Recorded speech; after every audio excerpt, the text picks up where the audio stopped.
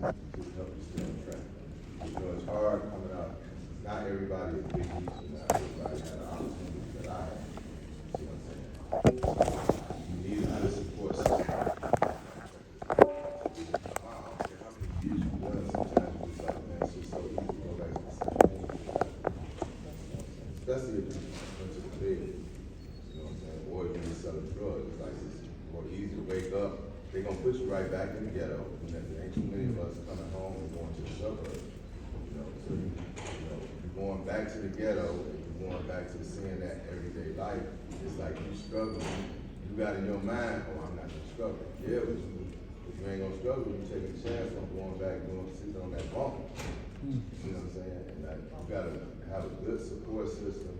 And even if you don't have a support system, if all your family members are dead or whatever, and you got good friends or whatever, you just need to go get a job. Like, there's more opportunities out here now in this era for ex-felons than it was 20 years ago. You know what I'm saying? They know, one thing they know, if you're coming from prison, you'll work. You'll put in the work. Like, people that's been out here that haven't done no time, they don't really want to work. You see what I'm saying? Everybody wants this easy life. But if you in prison, you've done a long time, you working. You know what I'm saying? You're gonna work, you're doing HVAC, you're doing plumbing, you're doing all kind of stuff, and electricity, you're doing everything. You also carry one of the most recognized names in this culture, right? And does that name now carry a new obligation, right? Like, I think the law is very big, right? Like, people know Big Meech, they see the stories, they watch all the documentaries, but I'm pretty sure that's not all you want to be known for. What does that new obligation, what your name may mean, or how you can change it? What is that today? Well, you know, like I said, the former me, the former lifestyle that I lived, I was trying to save the world. That's something that's God's job, I realize. You know what I'm saying? But if I could save one person in this room, keep from going to prison and have to experience the humiliating experience that I experienced. You know, no matter how, you Big Meech, you run a yard, none of that shit don't matter when you go into that business room, they just bend over spot and call. You know what I'm saying? That's humiliating in front of another man. You know what I'm saying? That's a humiliating experience. You gotta get out your bunk every day at 6 o'clock in the morning. You know what I'm saying? Go work for 12 shifts, an hour, stuff like that. You know what I'm saying? Like it's bad. And it, you know what I'm saying? It's really bad, and that's not nothing to glorify. You know, but you have to do what you gotta do if you unfortunately have to experience prison. You know what I'm saying? But I feel like, you know, if I could just teach a lesson of not to go to prison and enjoy what's going on out here today. You got so many, you got content people, you got streamers, you got, none of that would exist. You gotta understand, none of that existed in my era. You know what I'm saying? Basketball players want to make as much money as they make now. Baseball, football, etc. You know what I'm saying? Like, it's a different world out here, and it's a different money. Even the minimum wage getting raised to like $20. When I left, it was $3 or something, $5 or something, $5 an hour. You know what I'm saying? Like, how you gonna survive on $5 an hour when you gotta wait 2 weeks to get your first check? Right. You know what I'm saying?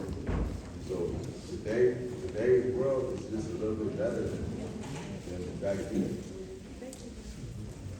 Also, what would it take, like, to step into that, you know, or to step into that fight to be able to, you know, help people who are dealing with the circumstances, right? Like, and what would you be willing to do? And then also, like, what would you need to do that sustainably, right? To put yourself in a position where you're not trying to change the world necessarily, but change it by an individual one at a time. You're trying to give me to say, sit on platforms like this. That's not, I have to be a part of stuff like this. So people come and listen. And you got their attention. Because it's hard to keep too many distractions on it. You can't even really do it on the internet. Because it's like, if something negative on the internet, then they're going to stop and read and hold it. They get your full attention. When it's something positive, you just flick straight through this. You see what I'm saying? And that's the sad part about people, period. Not just our people, but people in general. You entertain the negativity, but when it's something positive, you skip right over it. You don't want to hear how good I'm doing. Legitimately.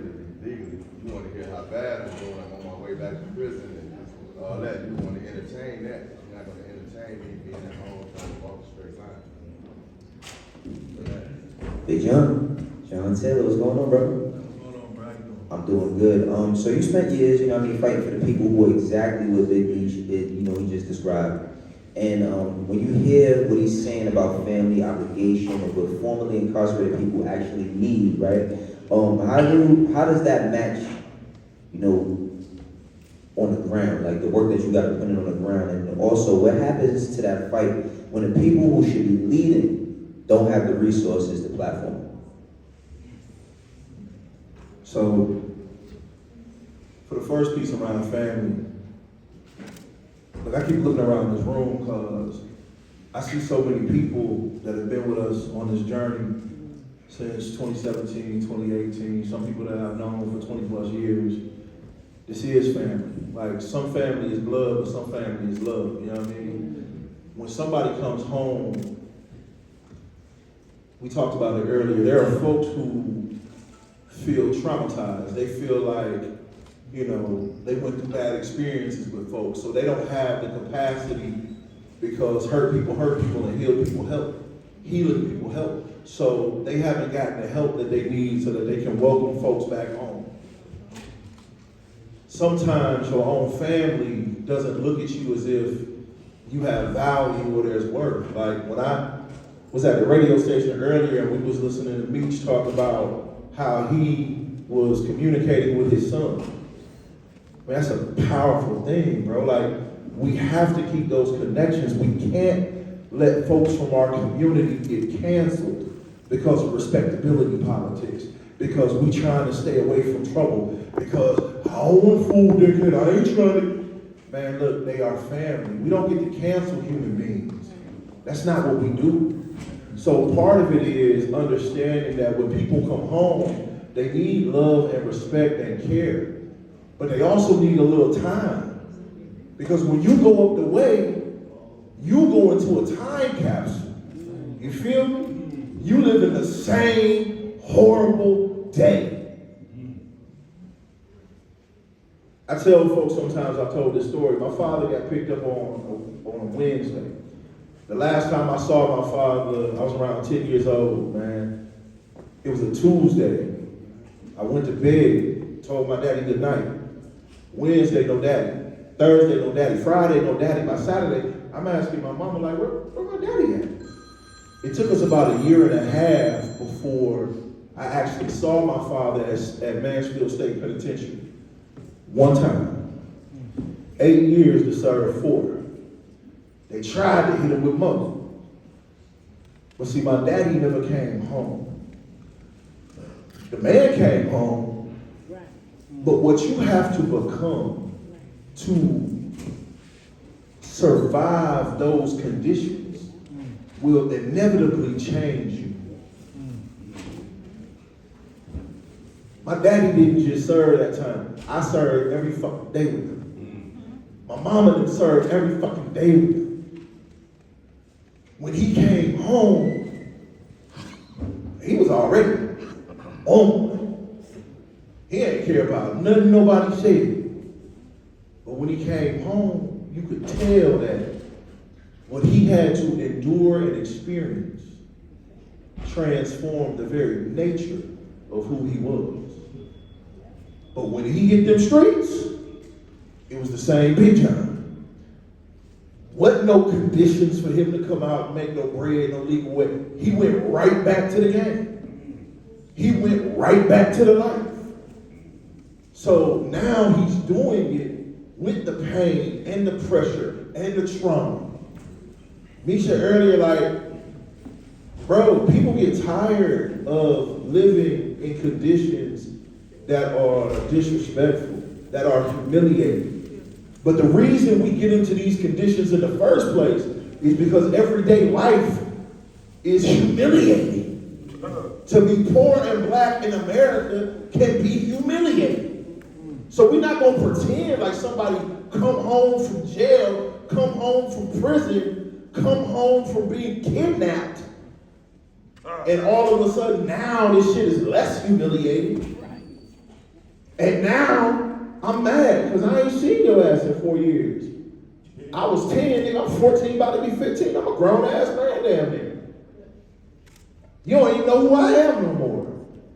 But if I don't give him the space and the grace so we can build a relationship again, never will. So it's about that grace. It's about that space. That's powerful, bro. You also known as an architect for this work, right? Tell us what BMI is actually doing, not the mission statement version. Hey, don't give us the drink that the news get, right? But also the real version. What does a Tuesday look like when you're fighting for someone who just came home from a federal bid with $200 and nowhere to go? Yo, Tuesday is simple, right?